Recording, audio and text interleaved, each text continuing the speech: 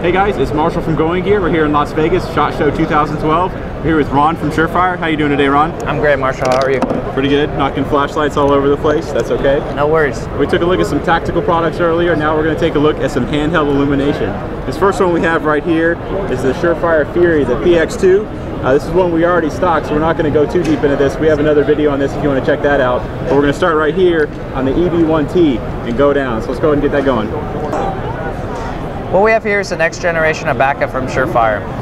It's labeled the EB1T to differentiate it from the existing backup. The differences you'll see for 2012 are a larger diameter head, kind of like what you're going to see out of the X300. It's a larger optic to accommodate a higher output level. It'll better disperse the higher amount of lumens that's coming from this light, give you a better flood as well as great projection.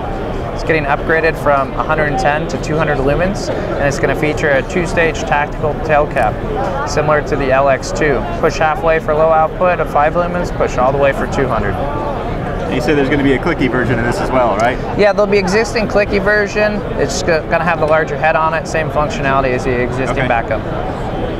Next to that here, we introduced this last year. This is our ISIS light. The ISIS obviously not so much on the tactical side, although we're sure some people find a way to mount that to their AR-15. But I can see some operators using this. Absolutely, but it's an aluminum plated light, crystal embedded ring.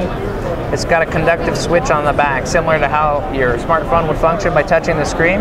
Simply tap, comes on the low output level of 10 lumens first, and then 100 lumens on the high level.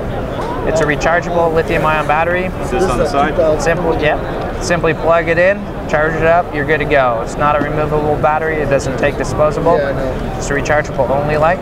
So that's the ISIS, and next to that is the Aegis. So the Aegis is the male version. The man version. That's right, anodized aluminum, same output, conductive switching, charging, but obviously different look, also has a titanium band.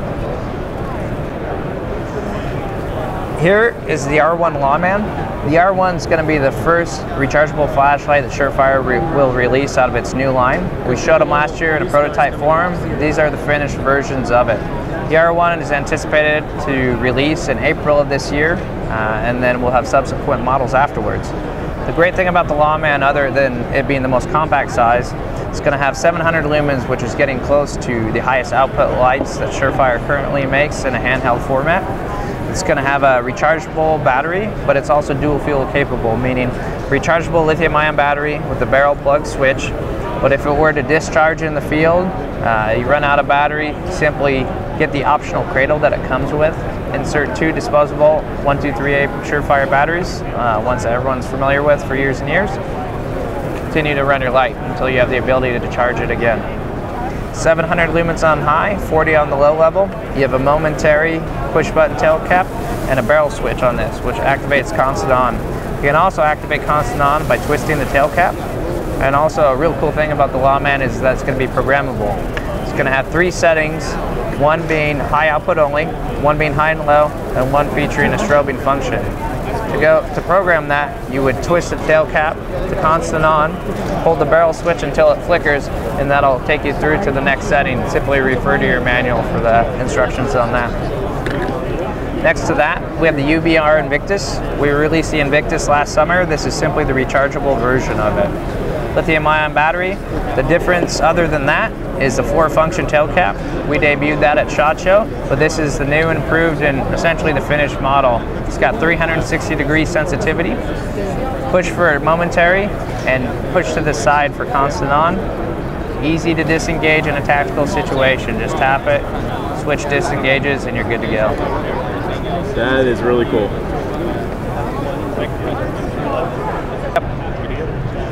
So what we have here is the UNR Commander. It's similar to the other rechargeables in the fact that it has programmable features. You have a selector ring here. Like the Invictus, you have a 4-position tail cap. It's also a dual fuel capable light. It has that rechargeable internal battery, but it can be removed to take disposable 1, 2, 3 batteries to run it should you not be able to charge it in the field. Barrel plug charger, fuel gauge, selector ring, all up front there. Easy to find, easy to use. Has a TR lens, gets a great projection. That combined with an 800 lumen high output allows you to see just about anything out there in the dark. So this is our Dominator. It's a UDR. EDR is a 2000 lumen proprietary LED. It's got a selector ring control just like you'll see on the Commander and the Invictus. Wow. Barrel plug recharger. So what you'll see here on the switching is you have a max blast function. Because there is no switch on the tail cap, the max blast is always going to get you to high output no matter where the switch is set. You have your momentary on function and then your constant on, which those relate to where the position is on the selector ring.